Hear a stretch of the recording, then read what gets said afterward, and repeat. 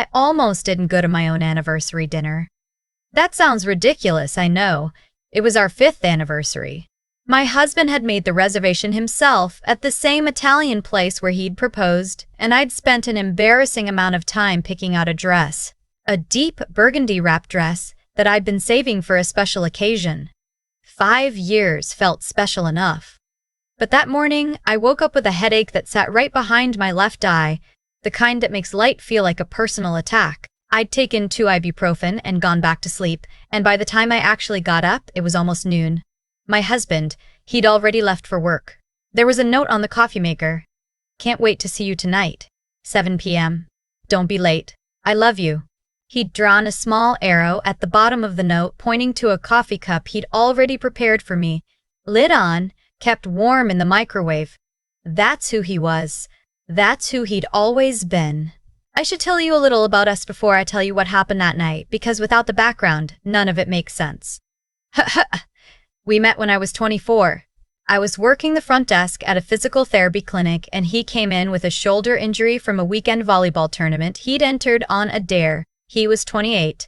Terrible at volleyball, apparently. Great at making me laugh during intake paperwork. We dated for 2 years. He proposed at that Italian restaurant, Marcello's on 5th, on a Tuesday, which I'd always found funny. Not a Friday or a Saturday. A Tuesday. He said he didn't want to wait for the weekend. We got married in a small ceremony with 40 people. No photographer, just his cousin with a good phone. My mother cried through the entire vow exchange. His mother told me afterward that she'd never seen her son look so calm in his entire life. He's always been a little anxious, she said, squeezing my hand. But when he looks at you, he just settles. I think about that a lot. He just settles. 5 years. We'd had our hard moments, a miscarriage at 11 weeks that neither of us talked about enough. A period when he was working 60-hour weeks, and I felt like a ghost in my own house. One very bad argument about money that turned into an argument about something much older and deeper and took us 3 weeks and one couple's therapist to work through. Normal hard things. Real-life things. But we'd come out the other side of all of it still reaching for each other. Still choosing each other. I believed that without reservation. So I got dressed. I took something for the headache. I went to dinner. Marcello's was dim the way Italian restaurants are supposed to be dim. Candles on every table. Warm amber light. The smell of garlic and red wine soaked into the walls. The hostess recognized us. We'd been coming for 5 years. She smiled when I walked in and said my husband was already at the table. I saw him before he saw me. He was sitting in the corner booth, the same one from the proposal, and he was reading the menu even though he always ordered the same thing. I stood at the edge of the room for just a second, watching him. Feeling that particular kind of love that lives in the ordinary things. The way he holds a menu. The way he tilts his head slightly to the right when he's reading. Then I saw the woman sitting across from him. I thought I'd made a mistake. Wrong table. Wrong restaurant. Some glitch in my perception. But the hostess was already walking me over, and as I got closer, I could see that she was looking at my husband with an ease that turned my stomach. Not nervous. Not like someone caught somewhere they shouldn't be. Comfortable. Like she had every right to be there. She was maybe 30. Dark hair pulled back. She was wearing a black dress with a small gold necklace, and her hands were folded on the table in front of her, close to his side, not quite touching. My husband looked up. The expression on his face. I've replayed it probably 1,000 times. It wasn't guilt. I've seen guilt on a person's face. It was something closer to confusion, and then something closer to alarm. He stood up so quickly the table shifted. "You're here," he said. Which wasn't the right thing to say, because where else would I be? It was our anniversary. He had asked me to be here. "I'm here," I said. The woman didn't stand. She looked at me with an expression I couldn't read. Not hostile, not embarrassed. Measuring, almost. Like she was calculating something.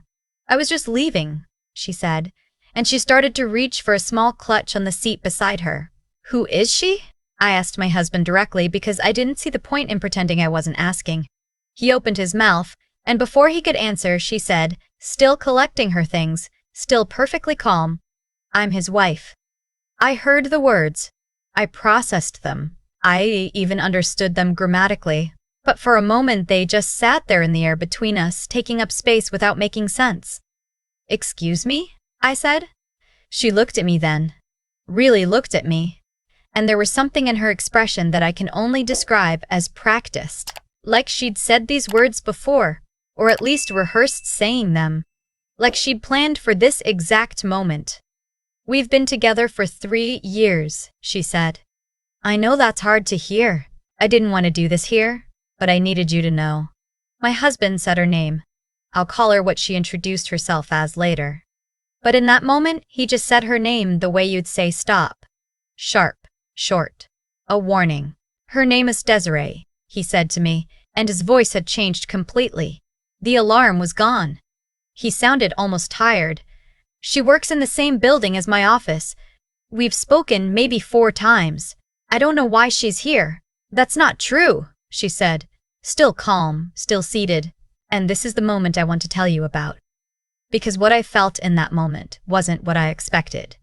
I'd imagined, in the vague, unformed way you imagine worst-case scenarios you don't actually believe will happen, that if I were ever in a situation like this, I'd fall apart. I'd cry, or I'd scream, or I'd go somewhere cold and unreachable.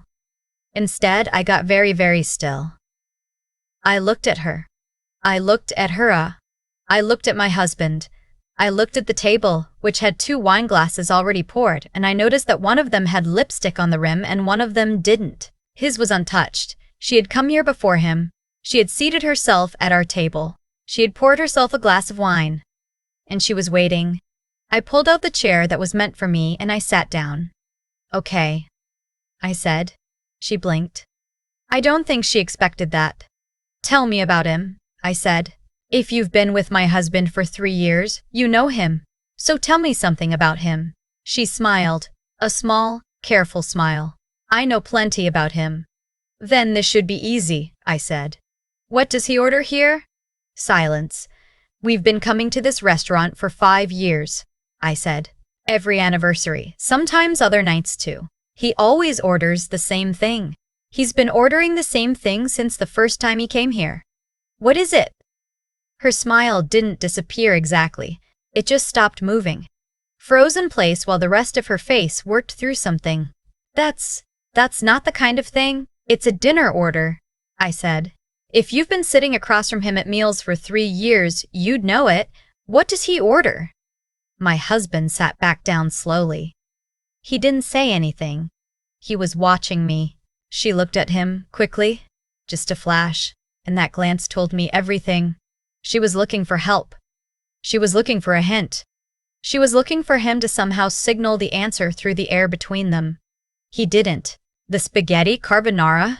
She said finally, with a kind of forced confidence. A guess.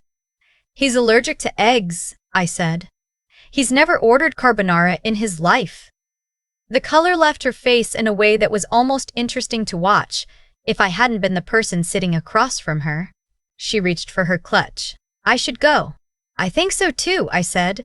She left without saying another word.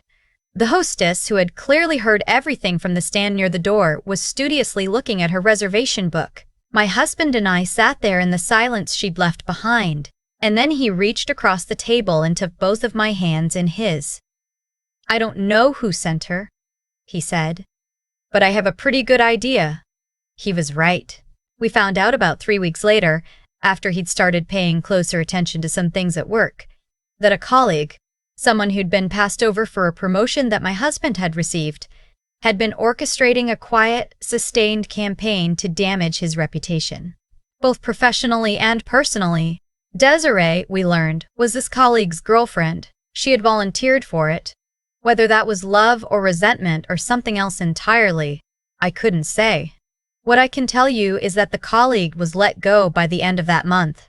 There were other things that had surfaced by then, expense report irregularities, a client he'd taken to a competitor, and the Desiree incident turned out to be the least of what he'd been doing. My husband didn't press further charges, he just wanted it to be over. Desiree, I never saw again. People have asked me, since I've told this story a few times, to close friends, to family, whether I was ever really scared, whether I had even a moment where I believed her.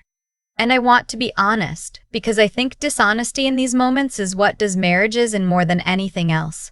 There was a half second, maybe less. There was a half second where I saw the practiced ease of her, the prepared look in her eyes, and something in my brain ran the math and generated the possibility. The cold, awful, hypothetical shape of what if. But here's the thing about 5 years. Here's the thing about a man who leaves a coffee ready for you in the microwave with a note that has a little arrow on it. Here's the thing about Tuesday proposals and 40 people and his cousin's phone and his mother saying he just settles. I know my husband, not because I'm naive, not because I choose to ignore things. I know him the way you know a road you've driven 1,000 times. Not by thinking about it, just by knowing, the way your hands know before your mind does. And his hands were shaking when he reached across that table. Not from guilt, from anger, from helplessness, from something that looked, to me, exactly like love that doesn't know what else to do with itself. I knew the difference. The dinner was cold by the time the waiter finally approached us again, apologetic, unsure if we were staying or going. We stayed. My husband ordered the penne arrabbiata, his real usual, and I ordered the puttanesca, and we split a tiramisu that was honestly the best thing I've eaten in recent memory. We didn't talk about it much that night. We'd have time for that later. Instead, we talked about other things, a trip we'd been vaguely planning for years, whether we wanted to repaint the hallway, a joke I'd heard at work that I'd been saving to tell him. The ordinary things. The real things. At one point, he looked at me across the table and said, "How did you know to ask that?" I thought about it. "I don't know," I said. "I just needed to know if she actually knew you, and I realized that if she did, she'd know the small things, the real things. Anyone can learn the big things about a person. You can Google someone's job. You can find out where they went to school. But the small things, what they order, what side they sleep on, what they do when they're nervous, those you can only know from actually being there." He was quiet for a moment.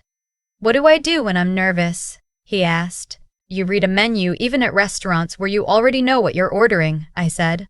He laughed, and the last of whatever had been tight in my chest all evening finally let go. We walked home that night instead of taking a cab. It was April and cold enough to need a jacket, but not cold enough to be miserable. And he held my hand the whole way, and every few blocks one of us would say something and the other would laugh, and somewhere around the third block I thought, this is what 5 years looks like. Not perfect, not untested, not arrived anywhere particularly safe for final, just two people who keep walking home together. I kept the burgundy dress, I'll wear it again. There are people who would say I should have been more suspicious, that I should have interrogated my husband before I interrogated her. Maybe some people would have. Maybe some marriages need that. But here's what I've come to believe. Not from that night alone, but from everything before and after it, trust isn't the absence of doubt. It's the decision you make about where to put your doubt when it shows up. I had doubt for half a second. I put it on her, not him, because everything I actually knew. The years, the notes, the coffee in the microwave, the look on his face when I walked in, everything pointed the same direction. I chose to look where the evidence actually was. And the evidence was a woman who couldn't tell me what my husband orders for dinner. That was enough. That has always been enough. The detective novel version of this story has a bigger twist. A longer investigation, more confrontation. But real life isn't a detective novel. Sometimes the moment of clarity is just a dinner order. Sometimes the thing that saves your marriage is nothing more dramatic than 5 years of paying attention. I paid attention. That's the whole story. I keep coming back to the moment I pulled out that chair and sat down. Not the moment she walked in. Not the moment she said those words. The moment I chose to sit. Because that's the one that actually mattered, and I don't think I fully understood that until much later. There's a version of that night where I don't sit, where I react from the worst, most frightened part of myself, where I throw accusations at my husband before I've asked a single question, where I give Desiree exactly what she came for. I thought about that version. It's not hard to imagine. Fear is fast. It moves before you do. But something held me, and I've spent a lot of time thinking about what that something was. Part of it was simply that I knew him, not in an abstract, hopeful way, in a real, accumulated 5 years of Tuesday evenings way. I knew what he ordered for dinner. I knew which side of the bed he slept on. I knew that when he's nervous, he reads a menu he already has memorized. That kind of knowledge isn't romantic. It's not dramatic.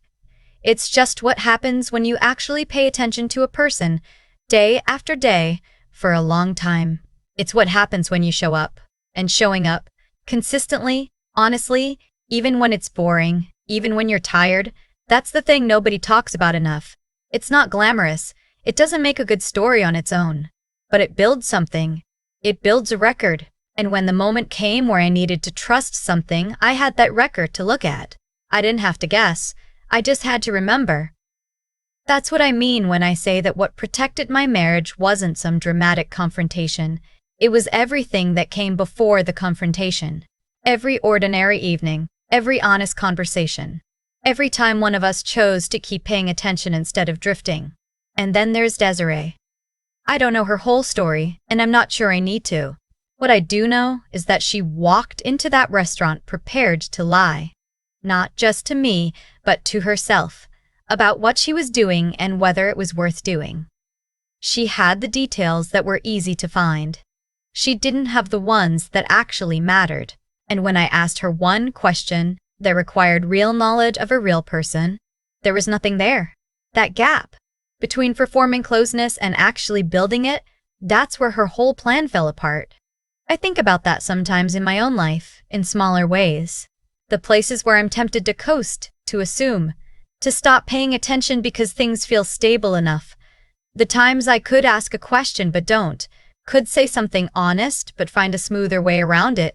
Every one of those small moments is a choice between building something real or just maintaining the appearance of it. Desiree chose the appearance, and appearances, under the slightest real pressure, collapse. What lasted was the actual thing, the undramatic, unglamorous, coffee in the microwave thing, the note with the little arrow, the 5 years of knowing. I wore the burgundy dress again, 3 months later, to a friend's dinner party. My husband noticed immediately. He said, "That's the anniversary dress." He remembered. Of course he did. That's the whole point.